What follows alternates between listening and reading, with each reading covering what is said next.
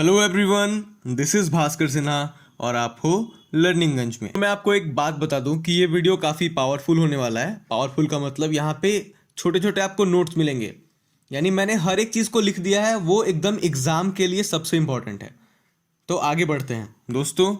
ये French revolution and the idea of nation का remaining topic है, यानी जो चीज़ें बच गई थी अब हम उनके बारे में बात करने वाले हैं। लास्ट वीडियो में हमने सारे पॉजिटिव चेंजेस देखे थे जो फ्रांस में लाए गए थे और इससे पूरा ही यूरोप देश प्रभावित था और सब इसको अप्रिसिएट कर रहे थे।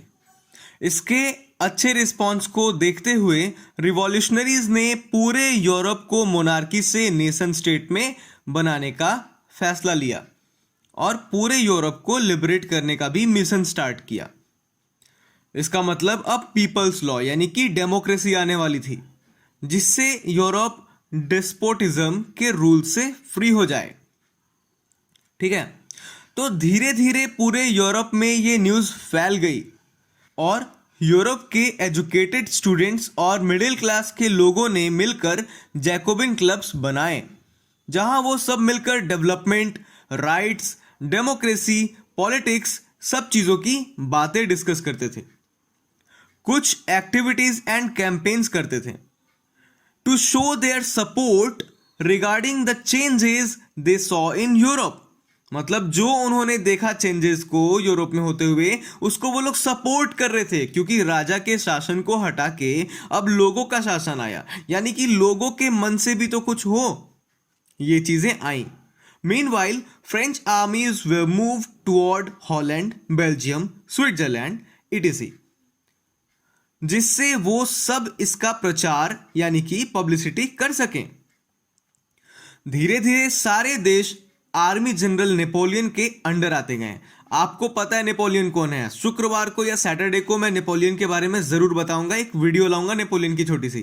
ठीक है, तो धीरे धीरे सारे देश के जो भी आर्मी जनरल थे वो नेपोलियन के अंडर आते गए एंड उसने हर जगह फ्रांस के डेमोक्रेसी जैसे ही लॉज लाने की कोशिश की। समझ रहे हो ना कि जैसी डेमोक्रेसी फ्रांस में वैसे ही डेमोक्रेसी हर जगह लाने का फैसला लिया। Napoleon was so powerful at that time. मतलब उस वक्त वो ना बहुत पावरफुल था। एक्चुअली वो पावरफुल था ही, बट उस एज में, उस टाइम में वो काफी ज्यादा पावरफुल हो गया था बच्चों। बट कुछ बुरे कामों को छोड़ के उसने बहुत सारे अच्छे काम किए हैं। पता है, एडमिनिस्ट्रेटिव फील्ड में अच्छे काम करता गया। उसने ना रिवॉल्यूशनरी प्रिंसिपल्स भी लाए थे, जिसको हम सिविल कोड कहते थे, या फिर जिसे हम 1804 का नेपोलियनिक कोड भी कहते हैं। तो नेपोलियनिक कोड क्या है बच्चों, आओ जानते हैं। इसमें क्या क्या चीजें हुई देखो। सबसे पहले प्रिविलेजेस बेस्ड ऑन बर्थ, मतलब जो जन्म के आधार पे जो प्रिविलेज मिलता था अब वो नहीं मिलेगा। मतलब जो राजा का बेटा राजा, जिसके एंसेस्टर्स राजा महाराजा हैं, उनका ही बेटा राजा बने, अब ये नहीं होगा। इस चीज को रोक दिया गया। Second, established equality before law, मतलब कि अब जो लॉ था ना वो सबके लिए इक्वल हो गया दोस्तों। समझ रहे हो, छोटा बड़ा, रंग भेद, काला गोरा कुछ नहीं, सबके लिए एक, सबको मानना पड़ेगा लॉ, ऐसा बनाया गया। कोई राजा नहीं, कोई गरीब नहीं, कोई अमीर नहीं। तीसरी बात, सिक्योर्ड राइट टू प्रॉपर्टी, मतलब जिसकी जो प्रॉपर्टी है वो उसी को मिलेगी, कोई और उस पर कब्जा नहीं कर सकता। ये रूल भी लागू किया गया। चौथी बात, फिर जो रीजन्स फ्रांस के साथ साथ उसके अंडर में थे, मतलब कि जितनी भी जो जगहें उसके अंडर में थी, like Dutch, Switzerland, Italy, Germany, ये सब में भी उसने नेपोलियनिक कोड लागू कर दिया, है ना। जर्मनी में क्या हुआ पता है, जर्मनी को उसने छोटे छोटे अलग अलग प्रांतों में बांट दिया, 29 से 30 अलग अलग स्टेट्स में, है ना। उसकी एडमिनिस्ट्रेशन को समझा, क्या करें, कैसे बढ़िया बनाएं। जर्मनी में क्या था, लोगों का अगर कोई व्यवहार अच्छा नहीं था या ऐसा वैसा, हर चीज उसने समझा कि किसको किसके साथ रखा जाए। स्टेट्स ही अलग अलग कर देते हैं तो क्या फायदा होगा, ये करा गया। और क्या करा, उन्होंने फ्यूडल सिस्टम को हटा दिया। इसका मतलब जिसमें लेबर को किसी की जमीन पे काम करने के लिए ना मजबूर नहीं रहना पड़ेगा। नेक्स्ट पॉइंट होता है freed peasants from serfdom and manorial dues, मतलब पीजेंट्स को जब कम पैसों में बहुत ज्यादा काम कराया जाता था उसे भी नेपोलियन ने खत्म कर दिया। जो भी ड्यूज हैं, जो बकाया है, जो कर्जा है, सब माफ, सब खत्म। समझ रहे हैं? आगे सभी लोग अब यूरोप में हैप्पीली रहने लगे। तो क्या हुआ, इतना कुछ खत्म किया तो लोग हैप्पी हैप्पी एकदम हो गए ना, अच्छे हो गए, तो लोग हैप्पीली रहने लगे, फ्रीडम को एंजॉय करने लगे। उसने और क्या करा, उसने ट्रांसपोर्टेशन एंड कम्युनिकेशन को बहुत बेटर कर दिया। समझ रहे हो? और क्या हुआ, वहां के छोटे से बड़े सभी बिजनेसमैन अब क्या करने लगे, uniform law, standardize weights and measurements को पॉजिटिवली देने लगे। इसका मतलब है कि वो अच्छे से लॉ का पालन करते थे। वो जो वेट्स था, वो जो मेजर्स था, पूरे यूरोप में कॉमन कर दिया गया। ठीक है?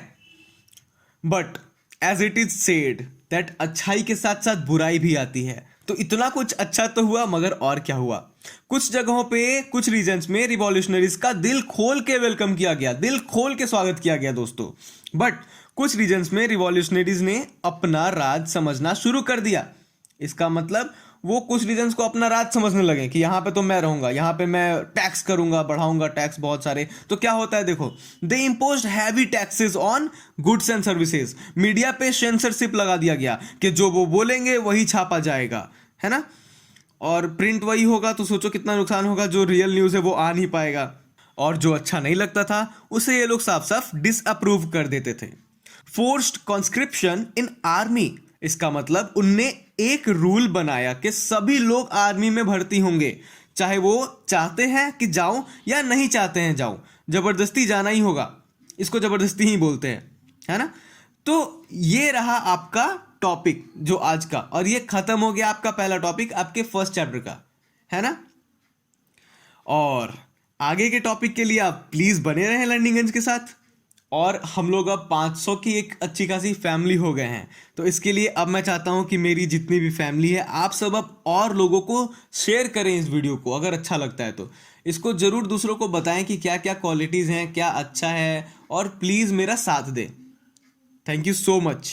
And you know what? I want you all to spread this knowledge through my videos and share them with your loved ones. Thank you so much.